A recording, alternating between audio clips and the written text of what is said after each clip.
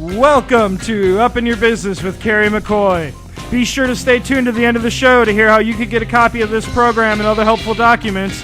And now it's time for Kerry McCoy to get all up in your business. Thank you, Tim. You're listening to KABF in Little Rock, Arkansas. I'm Kerry McCoy, and it's time for me to get all up in your business. For the next hour, my guest and I will be having a conversation of curiosity and storytelling.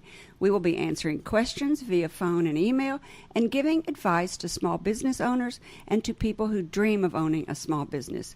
You may be asking yourself, what makes this lady qualified to do this? And I'll tell you, experience. So in a minute, you can email or call and ask me anything. My experience is deep and wide, and my advice is free. 40 years ago, with just $400, I started Arkansas Flag and Banner. Since then, it's morphed into simply flagandbanner.com, with sales nearing $4 million. That's worth saying again. I started Arkansas Flag and Banner with just $400, and today we have sales nearing $4 million. I started by selling flags door to door, then went to telemarketing, next mail order and catalog sales, and today we rely heavily on the internet. In addition, over the last 40 years, I've navigated Flag and Banner through 2 recessions and 2 wars.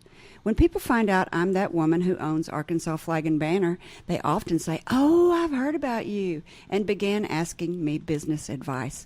I amaze even myself with all the knowledge I've gained.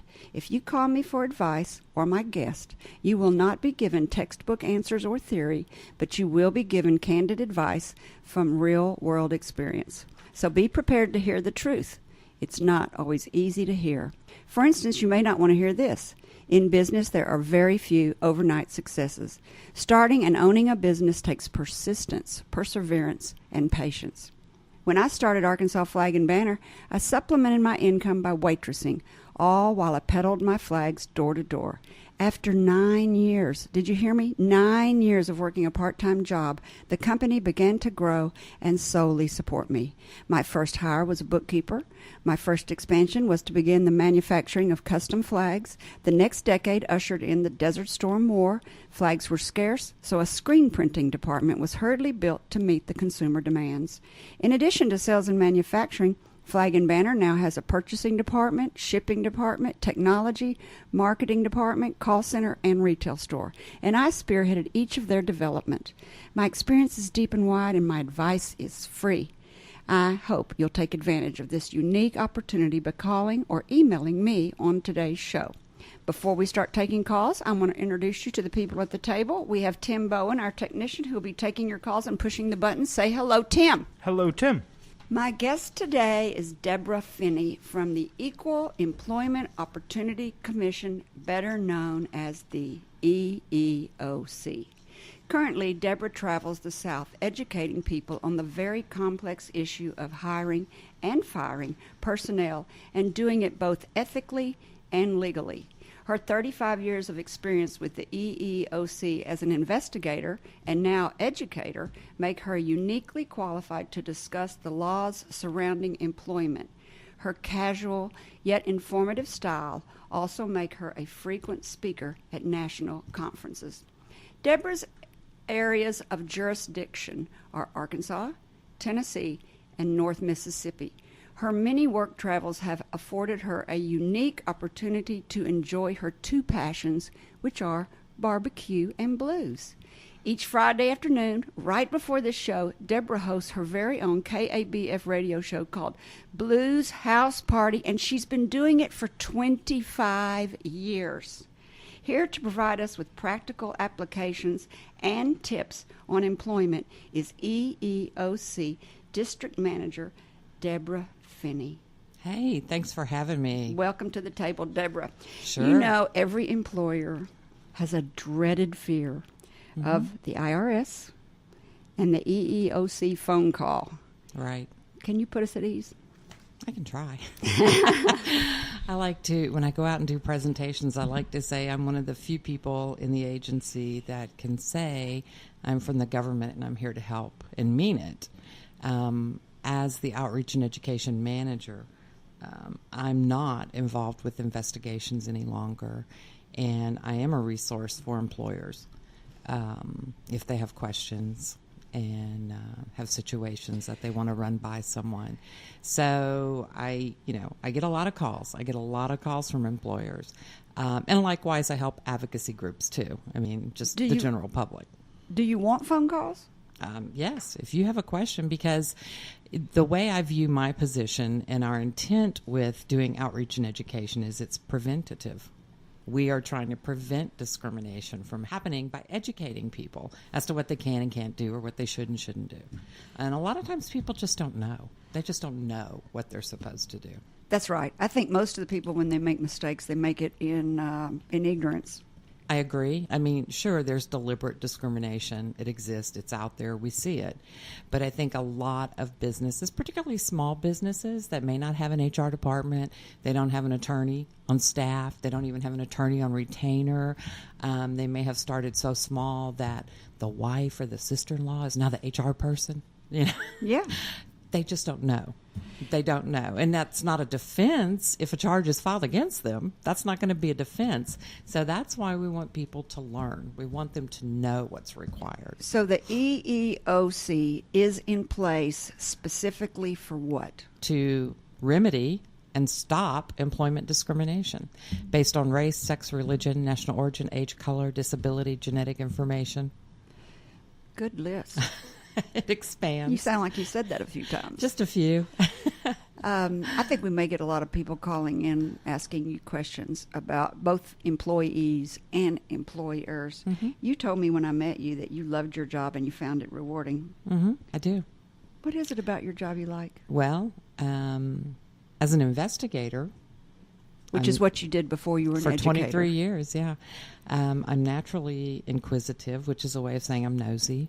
So, and I loved doing investigations and putting the puzzle together and seeing if the law was violated and remedying if it was.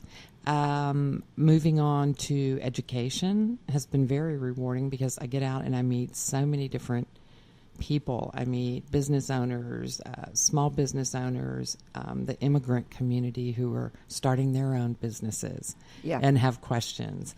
And then on the advocacy side, we work with our advocacy groups too, for whoever they may represent, women's groups, NAACP, groups like that, to educate them as well, because we want people to know what their rights are and what isn't covered, because a lot of people seem to think that everything unfair is against the law, and it's not. I mean, the law is pretty specific, I think that's true, because sometimes someone will believe Arkansas Flag and Banner, and they'll be mad at me for whatever reason, and they'll say, I'm going to call a lawyer, and I'll say, for what? And they'll go, you were mean to me, and I go, it's not against the law.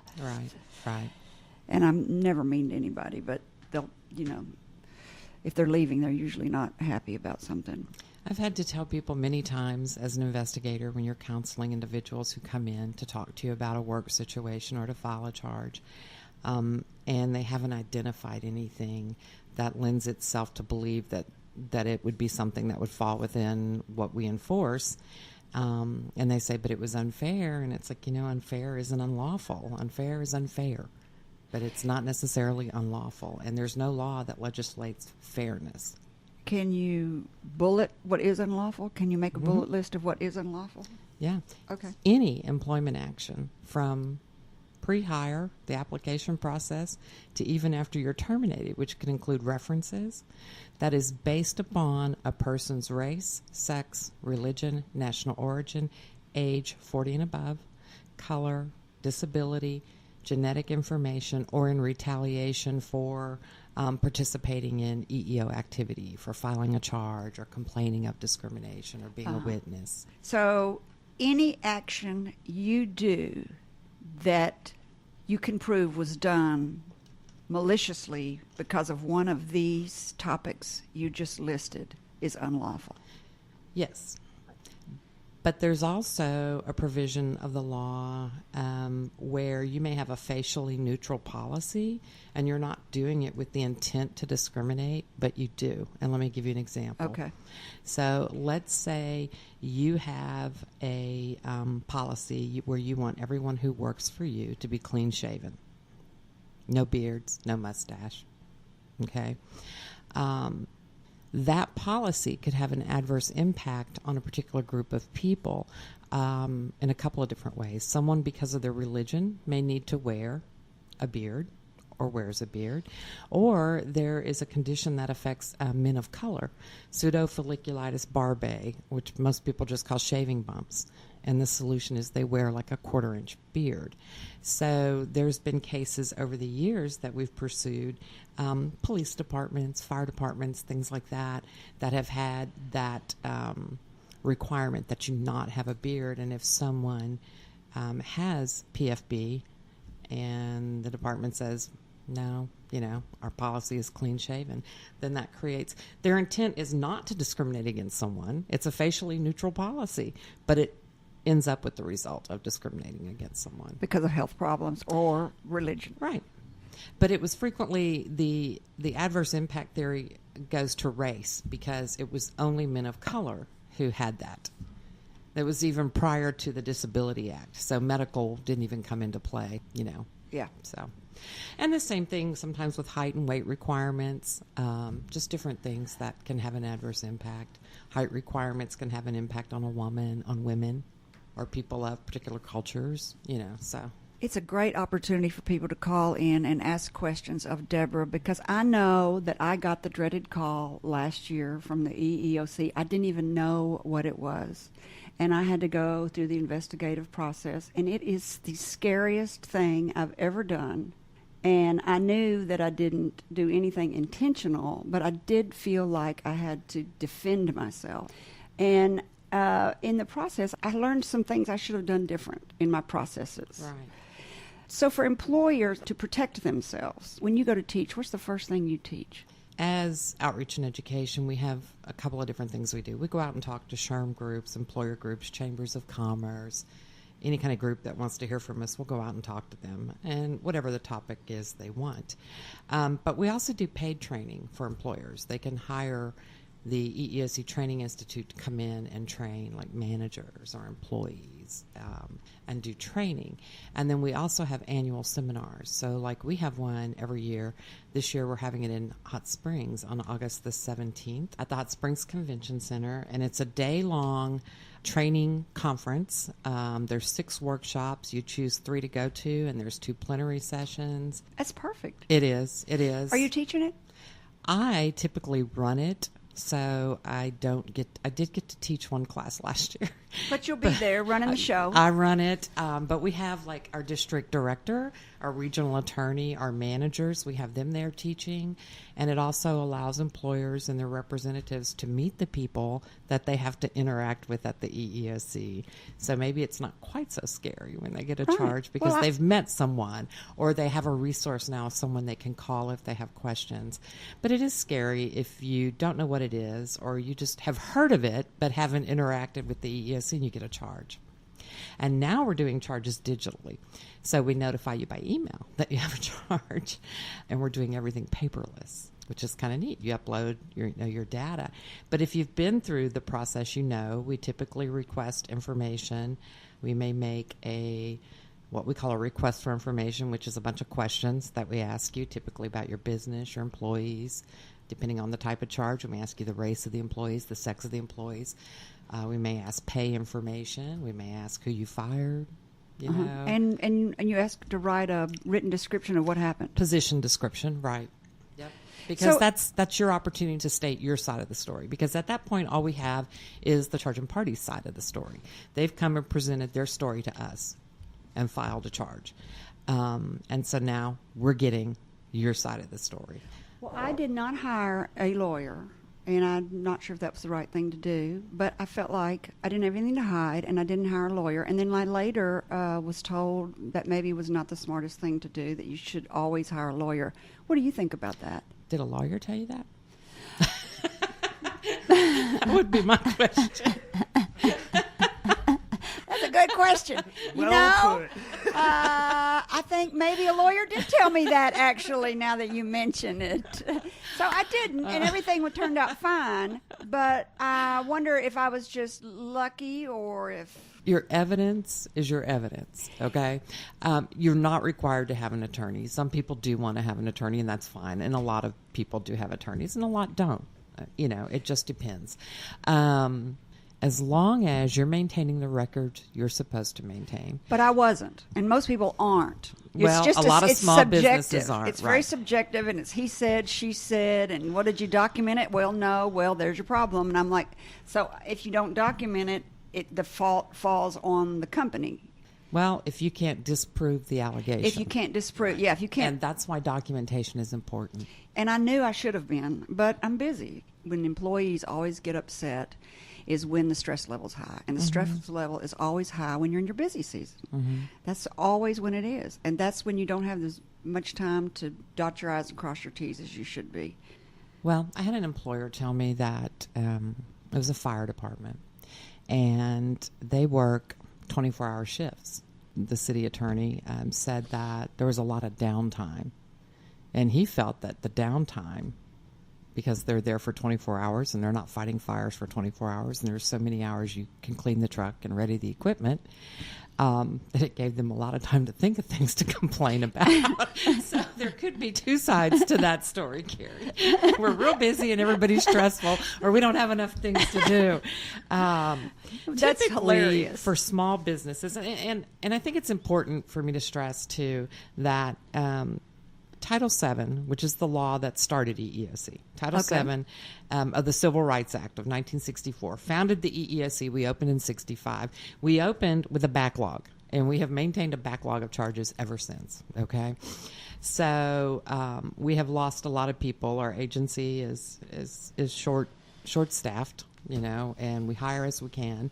I've worked at the agency for January, will be 36 years.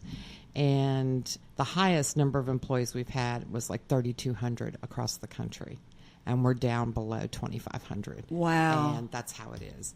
So when we can hire, we try to fill investigative staff, because that's first and foremost for us, and attorneys. But the law, Title VII, and the ADA, which is the Americans with Disabilities Act, applies to employers with 15 or more employees, 20 weeks out of a calendar year. So if you have less than 15 employees, you're not... The law doesn't apply to you. Right, okay. And we're trying to reach those businesses that don't have 15, because we want businesses to grow, and we want them to be ready, to be prepared, so that when they do, they know what they're doing. And if they come to your seminar in August... Yes. Do you hand out forms that they can use? They get our 8-volume technical assistance manual for employers, which is written in plain English. It's really good, which covers all of our guidance, all of our law, everything. They get that as part of it, and then, of course, all the materials related to the seminar. Is there actually a sheet on? This is a sheet you should use when you write up your employee description. How to write? Yes. Well, we don't tell you this is a sheet you should use, but what we tell you is that you need to be consistent in your record keeping, and you need to document. Oh, we've got a call. Hey, you're listening to KABF Public Radio. This is Kerry McCoy, and I'm here with Debra Finney. Do you have a question? I just want to make a comment. This is Bob. I called you now and then. Hey, Bob. How are you? Fine. Y'all are dedicated in this nasty weather. Aren't we, ice and snow on the ground. I just want to say that enjoy the show. Listen every time I can. I learn something every time I listen. Thanks, Bob. And your guest there, she's one of the DJs. It gives me a whole new outlook about her as far as her show, and I know what she does for a living, because I've always wondered about what this woman does for a living. And now I figured it out. She told me not to tell everybody that she has that show. Listen, she's rolling her eyes up there. She busted me. I busted her. The second her voice, I said, I know who that is. I know how that is. And that's the way you should be known as a DJ, right? Right? Well, you give yeah, that's right. Well, that's the way you should be known. That's a high compliment. Great topic. And I'm just amazed at the diversity of your guest. But you're covering all of it. And the thing about it is, the things that she's talking about today is things a lot of people find out by accident. They don't know. Yeah, like me. Well, they don't know. And, the thing about it is, during the first half of my career, I was kind of the henchman, per se, at a company I worked for. And when there was terminations involved and so forth, and I kind of got to, be that person. He used to call me the Grim Reaper in another life of mine and so forth. But the bottom line is there's a right and legal way to do everything you do in a business setting. Well, and you've got to do it right out there at Guatney, I'm sure. Yes, but I don't do that anymore. That was an past life, I don't have to do that kind of thing anymore. I get to do fun stuff like cook out and give T-shirts out and stuff like that. We talked about Deborah that. and I want to come out for one of your cookouts. Well, I'm going to copy you the next time it's crazy, but we've already done a cookout this year. Can you believe that? No. We fed the Body Shop at our other store. But when we get an open one where it's like an open event, I'm going to copy you on that and call you and say, hey, stop by and see Bob, the guy who's got the face made for radio. Here we go. Get your T-shirt, get your burger. But y'all keep it up. Appreciate you so much. Thanks, Bob, You're helping for calling educate in. everybody. Take care. Thanks, Bob. Bye-bye. Bye. So EEOC has a small business initiative. There you go. That's the word we're And looking for. We like to go out and talk to groups, particularly where there's small businesses. We work frequently with the Small Business Development Center, Jonesboro. We go up there and talk. They have us up there. We've done some with Little Rock. We've done some with Monticello. We like to go out and talk to small business owners because we want them to know what the law is and to be ready, But even though you have to have 15 or more, the equal pay law, you only have to have one employee, and you're covered by that. Say that again. Equal pay, the Equal Pay Act, because your employee can compare themselves with the person who held the job before them in terms of pay if they feel like they're being paid less wages because of their sex. Right. Oh, I see. So you can compare. So one of the ways that you do your investigative study is to see if the pay is less. If a person files an equal pay claim with us, the requirement is that the employer have one employee. That's it. And they can compare themselves to the person they replace. So they could say the person doing the job before me made $40,000 a year, and they hired me at $36 because I'm a woman. They're paying me $36,000 a year, and we can investigate that. And all the other laws that you investigate have to be businesses with 15 or more people, except for the Age Discrimination in Employment Act, and you have another one. You have to There's have 2. 20 or more. Oh, I see. Yeah. So when you go out to teach a seminar. What are your main topics that you talk on? It depends. When we're requested to come speak, most people have a couple of topics they want us to talk about. When you go to your seminar in August, what are you going to talk about? We typically talk about what our strategic enforcement plan, enforcement priorities will be this year. And that's where we tell the employers, hey, this is what we have published as our 6 national priorities. And this is where we will focus the microscope on employers. And how do you pick those topics? Are they the ones with the most problems that keep coming up the most, or you just randomly go through them? No, this is determined by headquarters, and it's probably based on the types of issues we're seeing, the emerging trends, right? Those things like that. Our most frequently filed charge with our agency is a retaliation complaint. In 2010, I believe, and I'm going from memory, it bypassed race discrimination as the most frequently filed charge. I'm surprised. Well, I'm not. Really? No. Because a lot of times people have an issue at work and they may file a charge or they may file a grievance. They may complain about discrimination. And it's hard sometimes if you're a manager or a business owner or supervisor to be called a racist, a sexist, someone who discriminates based on age, or it's hard for someone to make an allegation against you. And that human nature response is what? To fire you. To get even, right? Oh, to get even. Because you've said something about me. Yes. So we see retaliation, and I tell people you can have what I would call a mediocre, lukewarm initial charge of discrimination filed with us, and then the employer takes an action because of that, and that retaliation claim is red hot. Well, sure. That's kind of silly. Yeah. Do you see people that file claims with you that are reoccurring claim filers? They're kind of working your system? Sure. Frequent filers. Frequent filers. Yeah, we have a few. So what do you do about those? Do you have to investigate every one of them, or No. do you red flag them and say... No, and we don't not investigate because they filed a charge before. I guess, we've learned a lesson in that, and that we've had individuals who have filed many, many charges, but that next one they filed, there actually was something, right. So just the mere fact that they file all the time doesn't mean that something hasn't happened to them.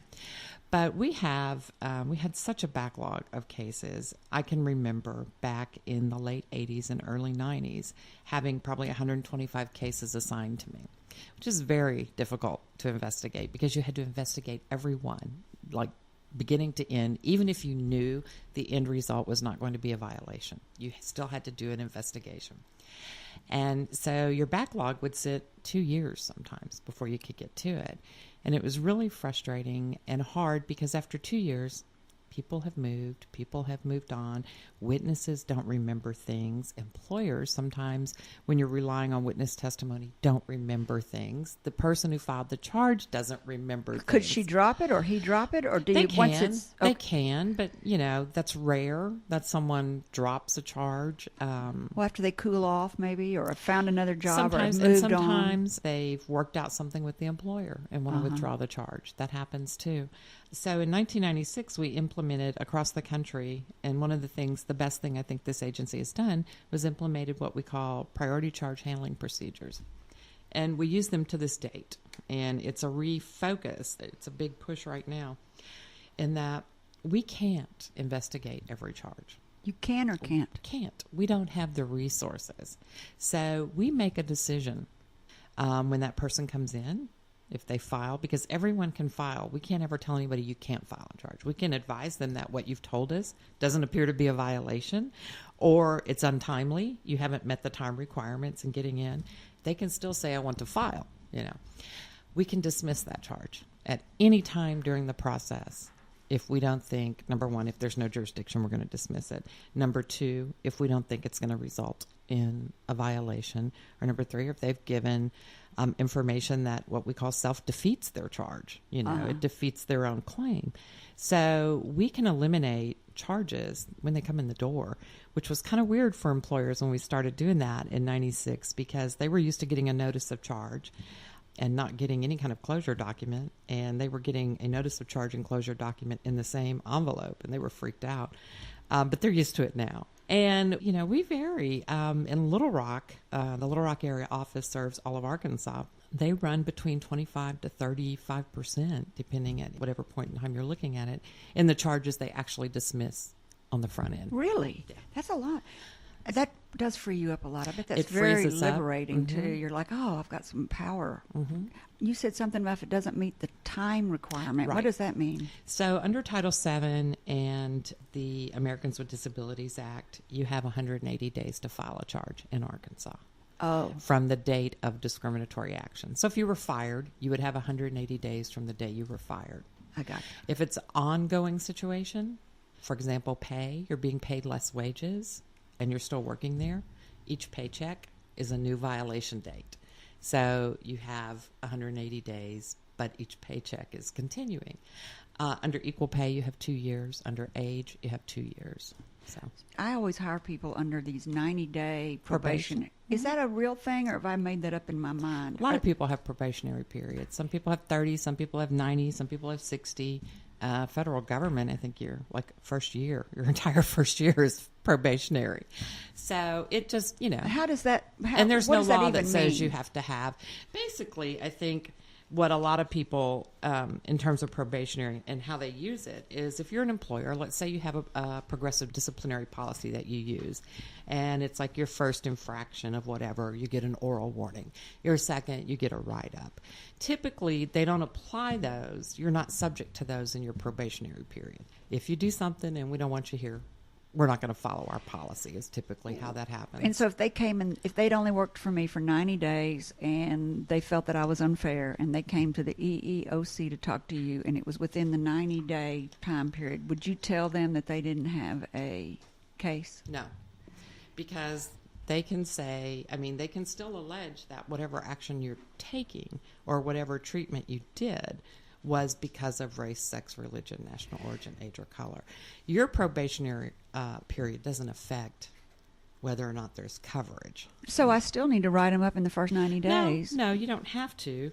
It's just, and let me give you an example of cases I've seen where an employer has a probationary period and you're not covered by their progressive disciplinary policy for attendance, okay? And their policy is one that, your first time not coming in, or coming in late, you get a warning. Your second time coming in late, you get a write-up. So it's progressive. Right. But typically, if you're a probationary employee, you don't get the privilege of that, okay? You don't get the privilege of being covered by that policy until you come off of probation. So All right. They come in late. You say something to them. Hey, you're still on probation. You're coming in late, whatever. They come in late again. You're like, I'm done. All right. Fine. They're on probation. But they come to EEOC and say, hey, Joe that was hired the week before me was on probation, and he's come in late 3 times, and they haven't let him go. So well, now it's all hearsay.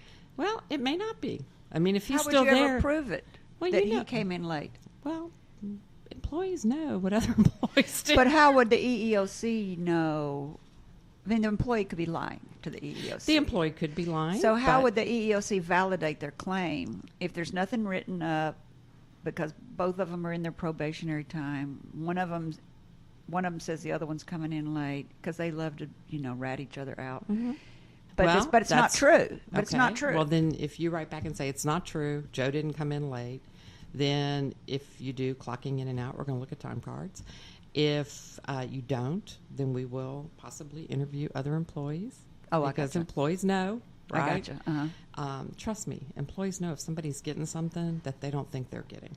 Right. So you do it through an interview. You come in and do interviews. Sure. It could be. It could be corroborated by interviews. So I've been thinking all these years that if they're in the 90-day probationary period, that for some reason we're a right-to-work state and that you can fire people without having to document it and do all this. You can fire individuals for any reason except for a discriminatory reason. So, yes, it's a right-to-work state, and you have the right to terminate someone with or without a write-up if that's what you choose to do. But you don't have the right to terminate someone because of race, sex, religion, national origin, Oh, age. I see what you're saying. So even if somebody else came in and they were both coming in late and you let one person get away with it. And one person didn't. And the reason was because of race, And the reason sex, was, which would be extremely hard to prove what. Could be. Yeah, I mean, you could make a decision that there's no explanation other than the difference in sex or the difference in race. So does attitude play into that at all? The employee's attitude? Sure. And, there's a lot of reasons why you may keep someone and not someone else. And that's an acceptable excuse is, well, they have a good attitude and they don't? But that's an acceptable excuse? But you need to be able to define how they have a good attitude as opposed to how the other person didn't. Yeah, that seems so kind of high schooly. Like, she's nice and she's not. In fact, when I had to write my position statement, I had a really hard time to not sound petty, to make it sound very, well, then they did this and then it did that. And, I thought, God, this sounds so juvenile having to outline it. So I had to write it 3 or 4 times to try to make it as unemotional and fact-like. Does your seminar in August going to help people to write those to where they don't? We actually have on our website, we've published information on how to write a good position description, what you need to include in that. I should have read that. Yeah. So in our Small Business Resource Center, which is on our website, www.eeoc.gov, G-O-V, and you can see up there a link for employers and small business employers. It has just everything for a small business that you can need. We have a small business fact sheet that sort of covers everything that a business would need to know, where they can get more assistance. Do I get to take these? Look at all these papers you Sure, brought. you I'm can taking have it. these. You can have it. It has your responsibilities, how we can help, contact us. Preventing discrimination is good business. Right. This should be up everywhere. Well, it's on our website. This is good. Yeah. And our website is user-friendly, and I think we have a really good website. And most of our documents, all of our documents, I think, anything that has come out in the past several years is written in plain English. That makes a difference. You don't have to speak lawyer speak. Yeah, not lawyer speak. Although we still struggle sometimes, with that. Yeah. When things are reviewed for legal sufficiency and they send it back to us, and we're like, come on, people don't talk like that. Deborah, are you a lawyer? I am not. So this is a right-to-work state, which sounds like a backwards statement. What does that mean? It means an employer has the right to hire and fire as they please, basically. Don't you think that's said backwards? Right to work. It's Well, really yeah, because it makes it sound favorable to you, the employee. The employee, but it's not. It's favorable to the employer. Yes, it is. But if you fire for any of the reasons you said, sex, religion, race, color, age, retaliation. And not only fire, if you job assignments, promotions, good point. hours assigned, wages, all of that is covered. And, we get a lot of harassment charges. Harassment is a huge issue that is filed with the EEOC. Harassment based on race, based on sex, based on religion, based on disability.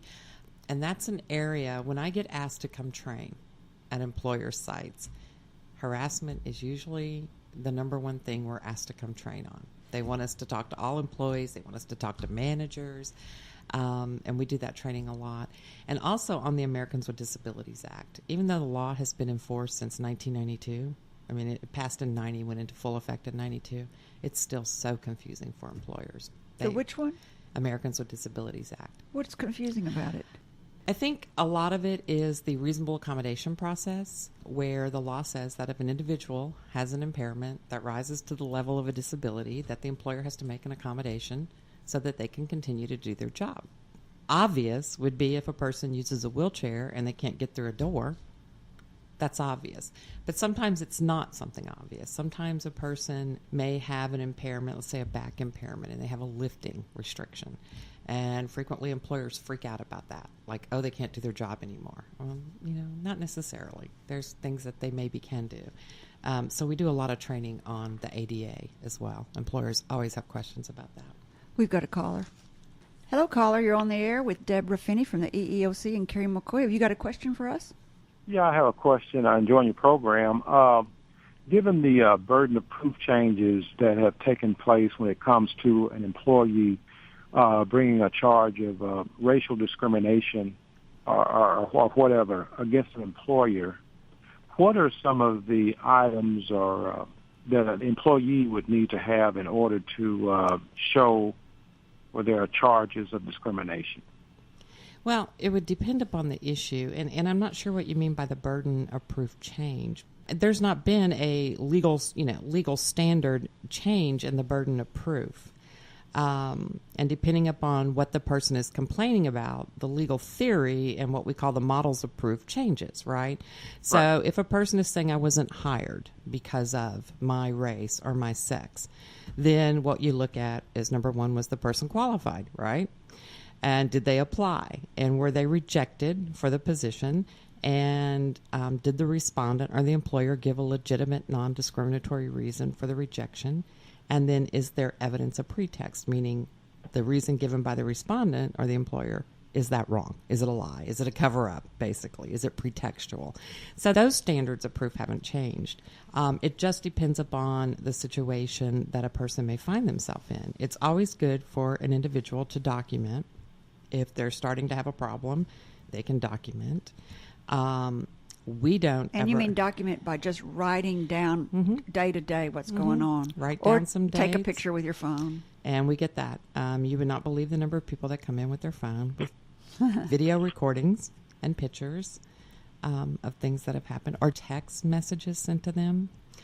Things that coworkers have posted about them on their Facebook page, things like that. People are so stupid sometimes. I just can't get over it. It's pretty amazing.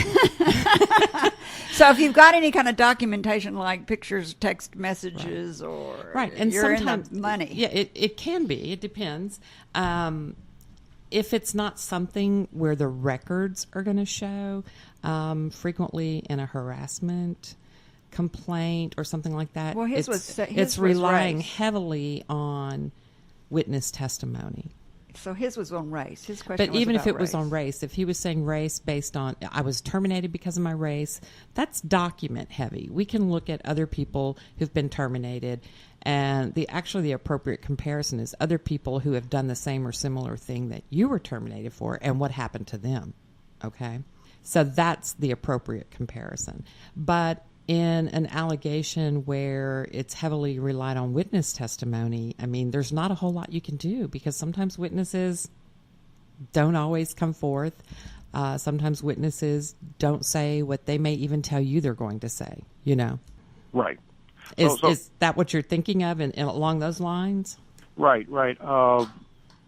If I can voice it correctly, it appears that when it comes to documenting for example, if you are employed and you see examples where there's double standards when it comes to how employees are treated, then I think what you're saying is that keeping documentation goes a long way in proving what the employee is going through, and will help the court determine what's actually going on with that employer. Sure. If something was said or done and you made a note of it, you may even make a note of who was present, who else was present that witnessed it, And just put the date on it. Yeah. So easy to do with our phones. We can send voice notes to ourselves. But then know that you're going to come in there and you're going to ask and you're going to interview all the people that work there and find out if the claim is correct. Right. And second question, do you find it hard to find lawyers who want to take up racial discrimination cases when it comes to suing an employer? It was incredibly difficult prior to the passage of the Civil Rights Act of 1991 or 2, and I'm going back, and I should know the year, but I'm going from memory. You know a lot of stuff. Because there was no cost recovery for an individual representing a plaintiff, meaning they couldn't get attorney's fees, so the individual had to fund the lawsuit theirself, which is quite expensive in federal court, okay? Right. But there are still attorneys who practice and do accept cases, but they make a judgment too based upon the information you bring them and, in their estimation, is this something that is going to benefit, the person and myself, because this is their business, this is how they live, this is, they've got to make a living too.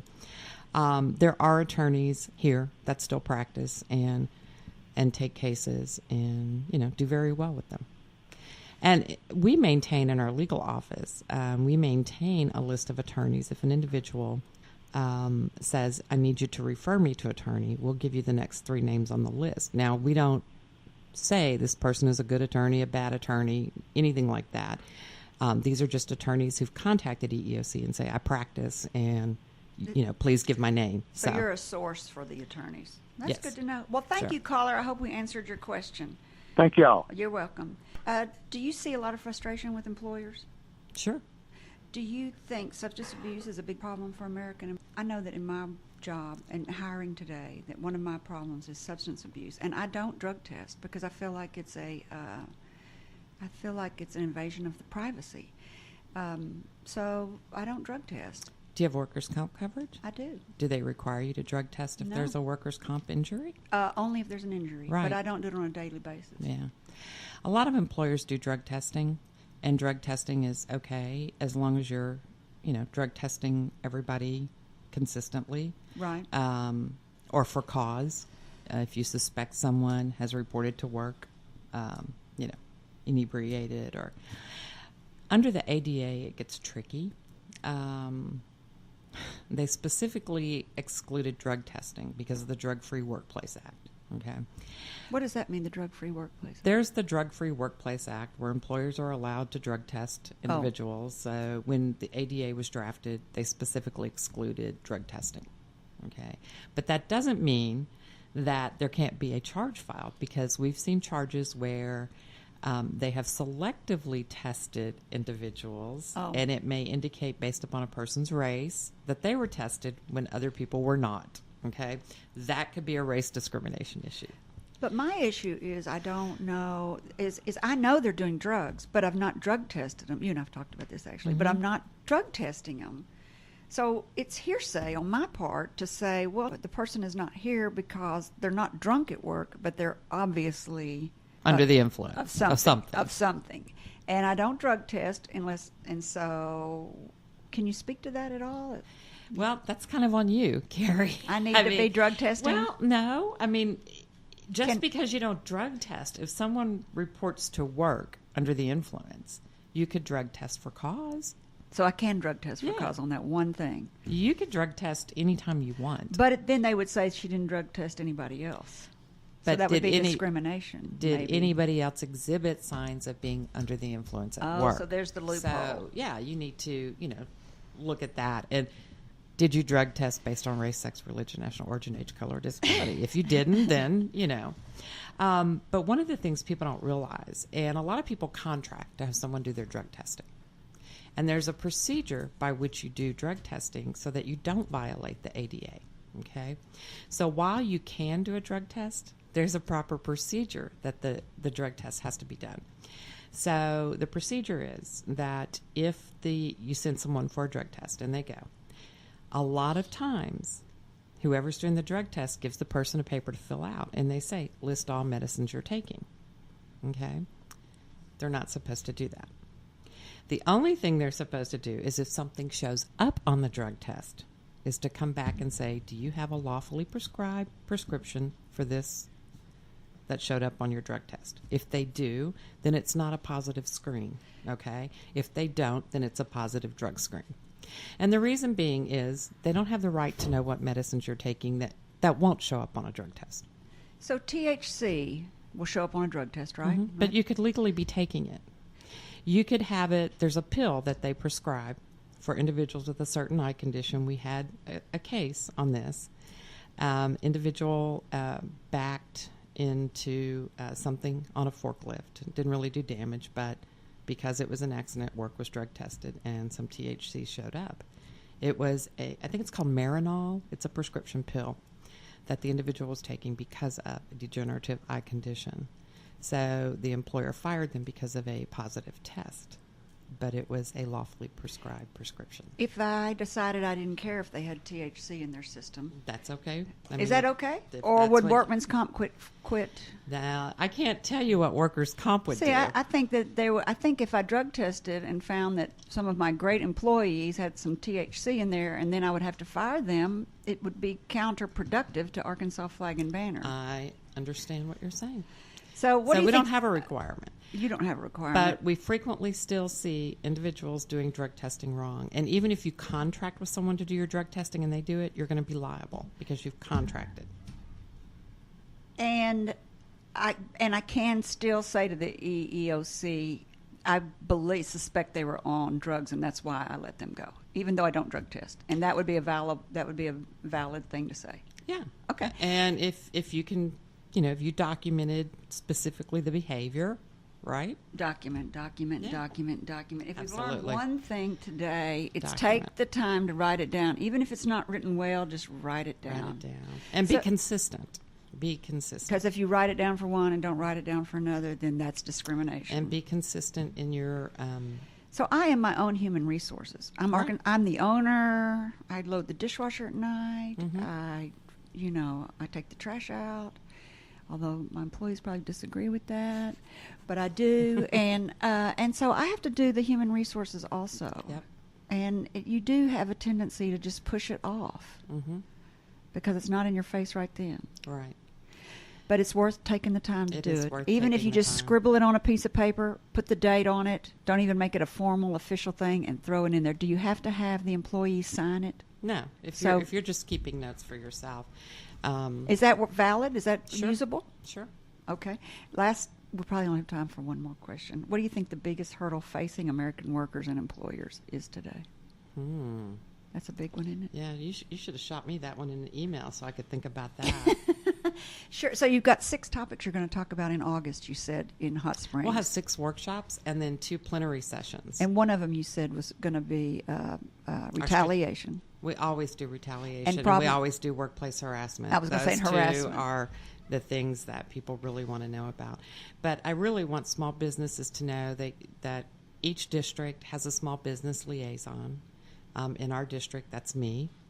So if you go to EEOC's website and go to that Small Business Resource Center, we're calling it, you can contact whatever small business liaison is in your district. It tells you. And So, they want to help you. We help you. You're not ratting yourself out. I think some people No. think they're scared of that, but they really need to know you're there to help them be successful. And I don't take the information and run down the hall to investigations and say, hey, this employer called about this. That's not the purpose. Does education even talk to the investigators? Well, yeah, we talk to investigators because, they're there. But no, we don't share information. If people need help, that's what I would. And one other thing that I would like to say, and you hated putting together a position description, you could have avoided that entirely if you'd gone to mediation. EEOC has a very successful mediation program, and 9 out of 10 cases in Arkansas that go to mediation, they are successfully mediated, and the investigation's over. Well, I think That's an astounding number, So if you get a call from the EEOC, you should go to mediation. Absolutely. All right. Tim's got a question. Yeah, someone just sent me a text message. They want to know, can you legally, secretly record interactions with your boss? Okay. That's a good one. As I understand it, and I'm not an expert in that area, if they did, we would still use that information in a proceeding, okay? Whether it's legal or not, I can't comment on that because that's not my area. Although I think what the law says in Arkansas is if one person to the conversation is aware of the recording, it's legal. So if you're the person recording and you're aware of the recording, I think it's legal. But that's not our area to say whether it's legal or not, and we will use it. So I'd say yes. So whenever you're going to have a conversation with one of your employees about something, tell them to put their phone on the desk. I think I just learned that today. If I didn't learn anything else today, you know how trusting I am, Tim. He knows. But people, particularly in harassment cases, they really do really stupid things. And case in point, the one case I think about, we had an individual, a female, working in what would probably be a traditionally male environment. Okay, auto parts sales. Right. Left her phone on her desk, went and did some things, came back, noticed it was moved. Okay, looked, there was a picture on it. Someone had picked up her phone, dropped his pants, took a picture. Okay. The red zone. But not entirely smart. What you could also see his shoes. So she knew who it was, God. Right? So when we went to court, yes, we did. We blew that picture up, and it was in court. And we asked him, "Is this your picture? And did you take it?" But I want to be in the EEOC for that stuff. That's awesome. But, I mean, employers need to be aware. Don't take pictures of your penis. That's pretty simple. But they also need to make sure their employees know that harassment is not tolerated in the workplace because they're going to be liable for it, right? Depending on the situation. And they need to educate their employees about that. They need to not let it happen. And they need to set the standard for how workplace behavior is, right? I just want to know if that guy was drunk at work or something. I mean, What's up with that?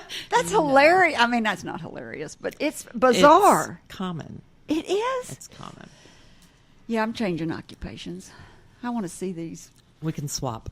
Well, you bring me all those pictures, will you? No, I can't do that. So you're a connoisseur of barbecue. Yes, I love barbecue. And you love blues. I do. And you told me that you like to go on the blues cruise. Yes, 2 weeks. Tell everybody what the blues cruise is. Oh, man. We spend a week in the Eastern Caribbean on Holland American Line, and it's all blues cruisers, so it's a charter trip. And we sleep very little, drink maybe a little too much, and enjoy a lot of blues. But you're on a boat, so nobody cares. We're on a boat, so nobody cares. So employers all need an arrow in their quiver to keep us out of trouble. What do you suggest every employer make sure that they do? I think it's document. Well, and I think familiarize themselves with all the laws, and all of our information is on our website. You should never not know the answer to a question because you can go to our website and find it. I think we just don't ever think it's going to be us and that it's going to ever happen to us. True. I mean, I think people that know they're being bad a lot of times have already read your website.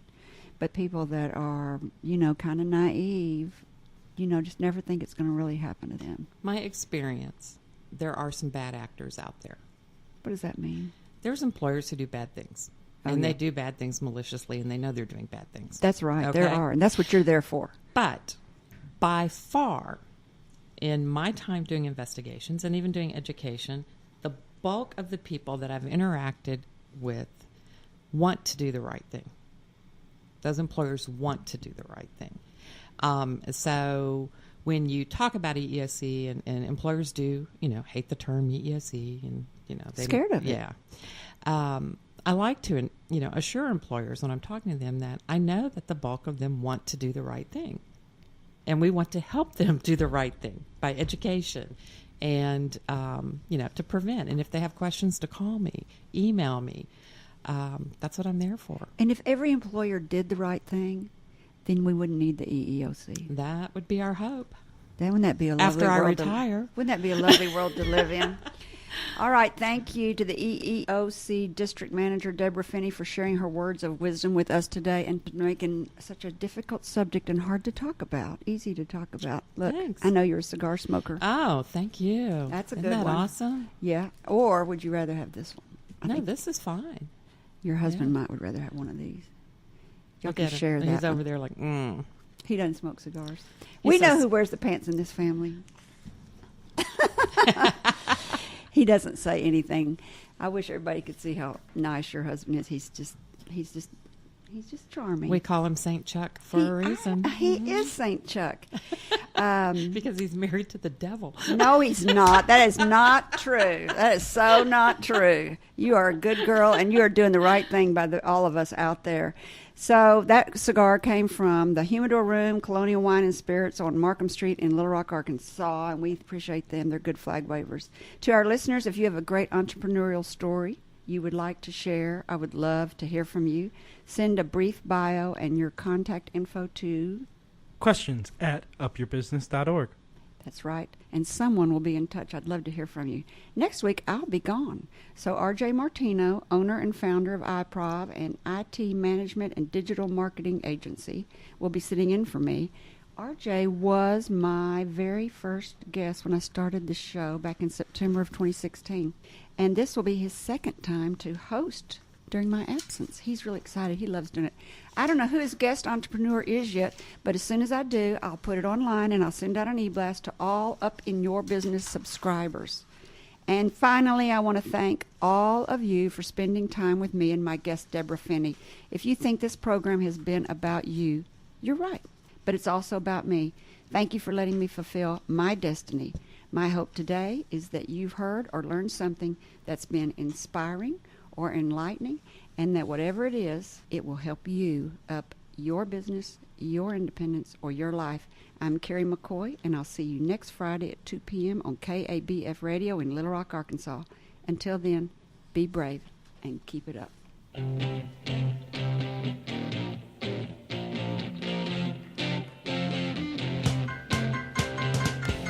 You've been listening to Up in Your Business with Kerry McCoy. Want to hear today's program again or want someone else to benefit from it? Jot this down. Within 48 hours, a podcast will be available at upyourbusiness.org or at flagandbanner.com. Again, that's upyourbusiness.org. Click on the tab labeled Podcast. There you'll find today's segment with links to resources you heard discussed on this program. Kerry's goal, to help you live the American dream.